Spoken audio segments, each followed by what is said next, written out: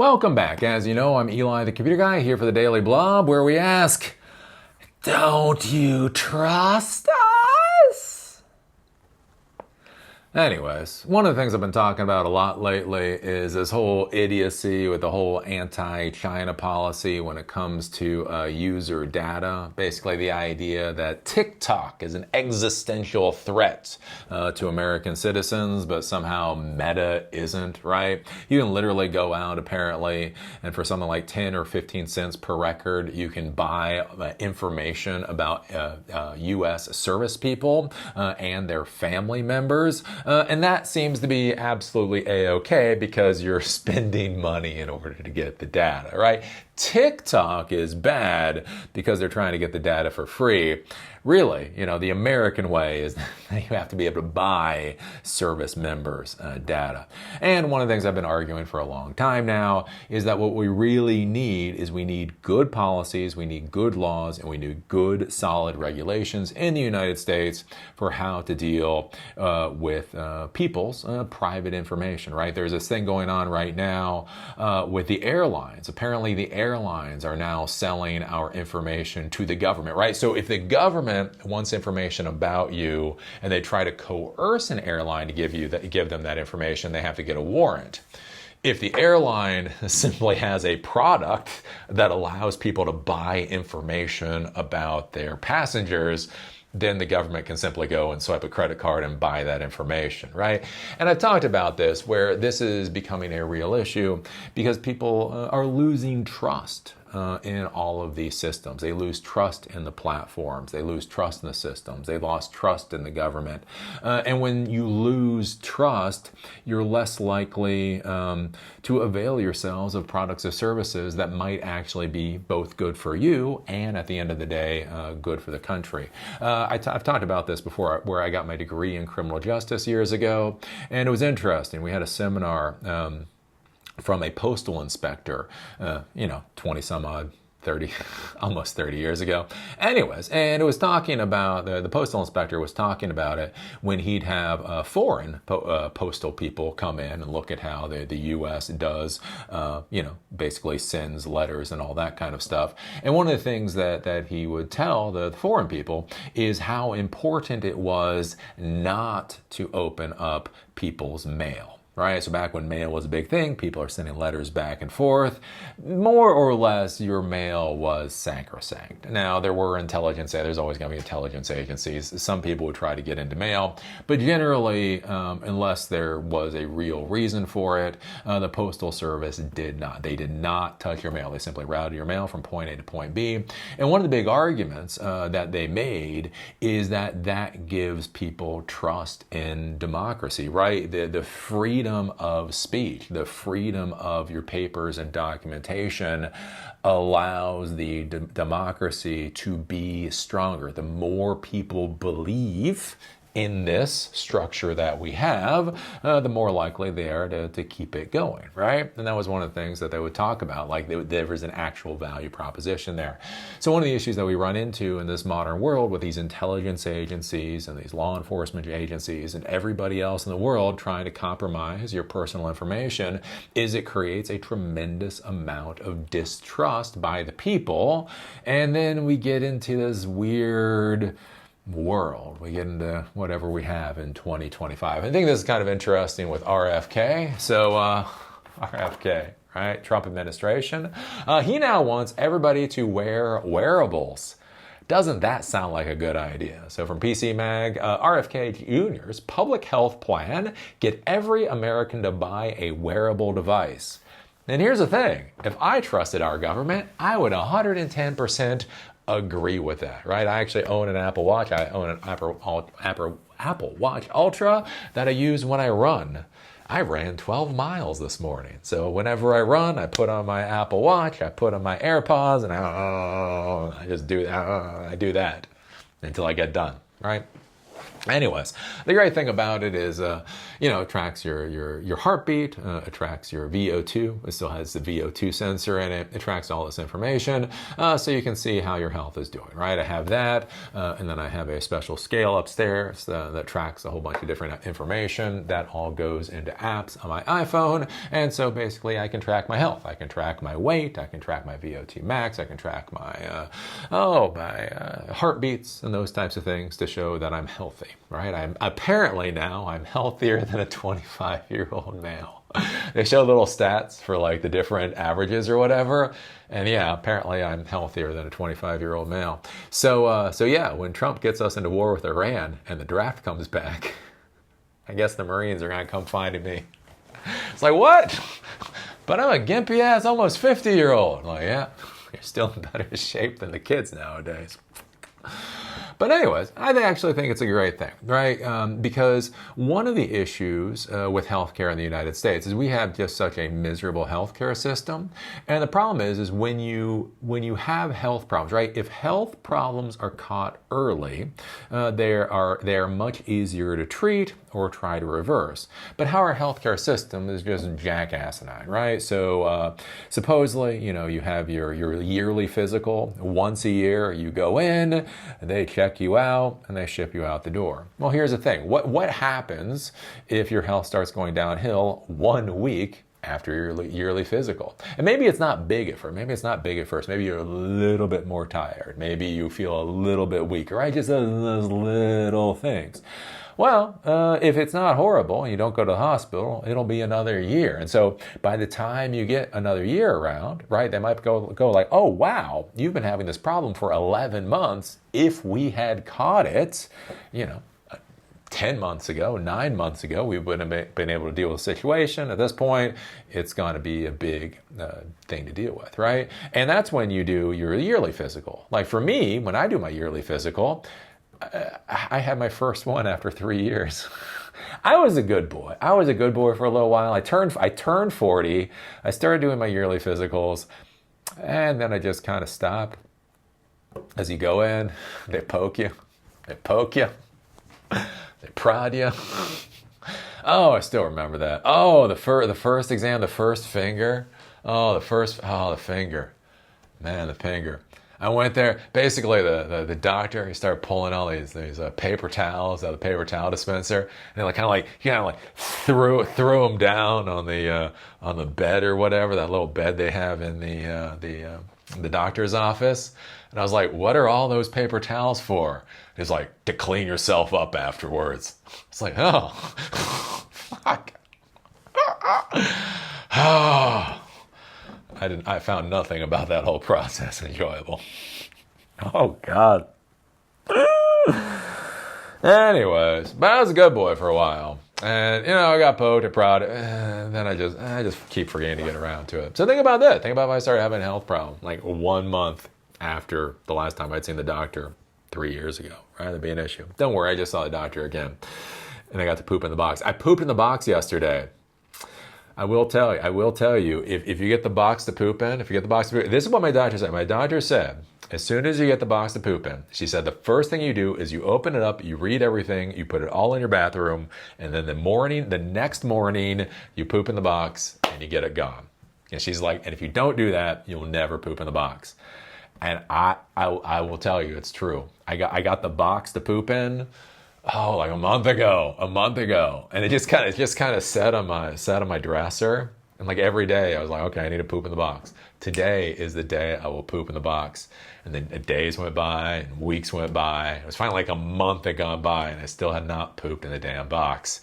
So yesterday I finally sat down, did a good, nice crap in the box, shipped it off in UPS. I was telling my wife, I went to UPS. It's like, it's a little sad. Normally, I'm used to dropping my kids off at the pool. Now I'm sending my kids off to summer camp. Have fun at summer camp, kids. You do wonder with those UPS people, when they pick up the box, do they know what's in the box? Do they know? They literally have a container of poop. Anyways, I did poop in the box, though. But the point is, I think there's a point. The point is, I do believe with things like wearables that this could be very good for people's health, for tracking things. And again, as you slowly deteriorate, as you slowly have problems, it can keep track of what's going on. And if there's an issue, it can alert you or alert a doctor and that type of thing. There is no part of me that is anti the concept of wearables. But then you start thinking about the current batch of wearables, and most of the current batch of wearables have GPSs, and most of the current batch of wearables have microphones along with speakers, and it's amazing how much information the current batch of wearables has. And so what I want you to be thinking about right now, you really want to be thinking about post-1984. Everybody is worried about 1984. Oh no, this is post-1984. This is 1985. Think about the Trump administration is pushing to basically GPS tag every American citizen within 4 years. That is what the Trump administration is pushing for. And think about how the Trump administration is currently using our police apparatus and intelligence agencies and the whole 9 yards. And think about how the Trump administration, Trump himself, doesn't really know if he believes in habeas corpus. He's like, habeas corpus. You know, he would say, is it his responsibility to uphold the Constitution? And he was literally not sure. I saw the video of him. He was like, well, I don't know. I've got people. You're like, no, that's not the answer. The answer is your president of the United States, right? We have a president that does not believe in due process. We have a president that does not particularly believe in the Constitution. We have a president that does not particularly believe in habeas corpus. And this administration wants to GPS tag every American citizen within 4 years. This is how we take a very good, very useful product that could make all of our lives significantly better, decrease healthcare costs and all that kind of stuff, and turn it into an absolute crap show. This is why trust is important. I want you to understand, right? Every day when Trump comes out and he degrades the trust in the American government, both for the citizens and for people in the wider world, I want you to understand these are the types of problems that you run into, because the less people trust people in authority, the harder it's going to be to go through and actually push out common sense, what should be common sense systems. But anyways, so RFK Jr. doesn't believe in vaccines, but does believe in wearables. So, you know, he believes in something. Health and Human Services Secretary RFK Jr. wants everyone to wear a smartwatch, a fitness tracker, or other piece of wearable health tech as part of his Make America Healthy Again agenda. Make America a cow again agenda. Don't worry, in the eyes of the Trump administration, we shall all be cows. Quote, my vision is every American is wearing a wearable within 4 years, he told a House subcommittee. It's a way of people taking control over their own health. They can take responsibility. They can see what food is doing to their glucose levels, their heart rates, and a number of other metrics as they eat. And the jackbooted stormtroopers can track you every moment of the day. Let's see here. It's the same message Kennedy put out a month ago when he met with several health tech CEOs, including the heads of Whoop, Function Health, and Knownwell, and a whole bunch of others. These companies stand to benefit from a government-backed push for Americans to buy their products, and Kennedy plans to soon kick off, quote, one of the biggest advertising campaigns in HHS history to encourage Americans to use wearables. Right? So that is what our tax money is going to be spent on. Advertising vaccines? That is a bridge too far. Advertising tracking mechanisms for every American in the United States? They're all fine with that one. Let's see here. Yeah, and that's basically the long and the short of it. He's going to be pushing through, basically trying to convince everybody to buy and wear these wearables constantly. And We'll see where it goes. I mean, the big issue that I have with this, especially with the current state of the American government, is the American government and the intelligence agencies are going to take things way too far, and they're going to track American citizens, and they're going to eavesdrop on American citizens, and it's just going to be a crap show that way. That's the first concern with it. The other concern that I have with this too is that technology itself is not a panacea. Like there's this idea that the technology, all you need is the technology, and that's going to solve the problem. As I've talked about before, though, it's the systems that are involved. And so if you have everybody who has these wearables and they start getting data, what are they going to do with the data? Right? If I give that data to a doctor, what is the doctor going to do with the data? As I've talked about, with this whole thing, are we building hospitals? Are we training medical professionals? Are we certifying more doctors? We're not, right? We're just screaming about China or whatever else. The issue you need to be thinking about is if you start getting all of this data, what are the doctors supposed to do about it? I talked with one of my doctors before, back with the wearables, back when they were still relatively new, and I was like, oh, do you want to see this information? He was like, no. He had zero interest in seeing the information. Because what he said is, I don't really know what to do with that information. You're going to give me all of this information, and what does that actually mean as a medical provider? Trying to suss out the important data point versus the unimportant data point can be very difficult, right? That's the kind of thing to consider. The other thing to kind of consider is, if this is tracking something, will people actually do anything about it? If their weight starts going up, if their blood pressure or their heartbeats per minute or whatever goes down or up or whatever, are they going to know how to take action, right? In our society where we do not have enough doctors, right? We do not have enough doctors. We do not have enough medical facilities.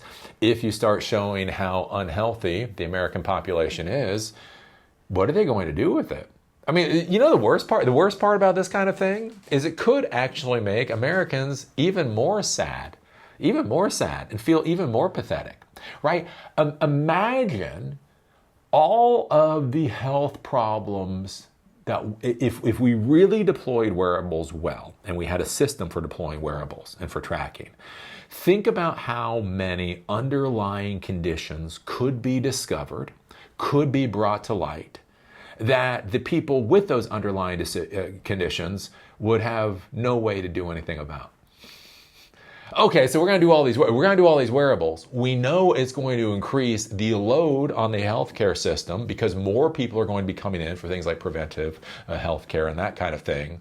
But no more hospitals, literally less hospitals, no more doctors, no more nurses. So we are pushing more demand onto the system without solving that particular problem. And that's where I get the crux of my frustration with all of this. We need more doctors. We need more hospitals. We need more appropriate medical care to actually support our citizens, right? When I talk about seeing my doctor every 3 years, I laugh about it because I'm generally a healthy person. But that's fucking pathetic. It's pathetic in our society that our medical system on the whole is so fucking worthless that it's barely worth my time to go every 3 years, right? That's the issue. So anyways, there we go. Some things to think about. Would you take a government-issued GPS tag to track you all the time? How do you feel? How do you feel about the Trump administration pushing for you to be tagged like a cow so their intelligence agents can track you 24/7? Do you think that this could be a valuable thing, right? Actually show people's health problems that they may not have realized they had. But on the same hand, if we don't improve our medical infrastructure in this country, what does it matter? I mean, if you're going to show all these people that they have health problems that can be dealt with, but they don't have health insurance, right? Medicaid's getting cut. They don't have health insurance. They don't have access to doctor.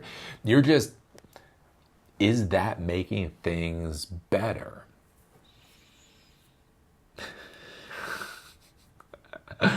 Oh, anyways, make America great again. Make America great again. Yeah. I don't know. I don't know. Put your thoughts down below. Give us a thumbs up. Give us a thumbs down. Give us a great comment. Give us a horrible comment. It's the modern world of social media. Doesn't matter. Doesn't matter what the interaction is, as long as it's an interaction. And with that, see y'all later.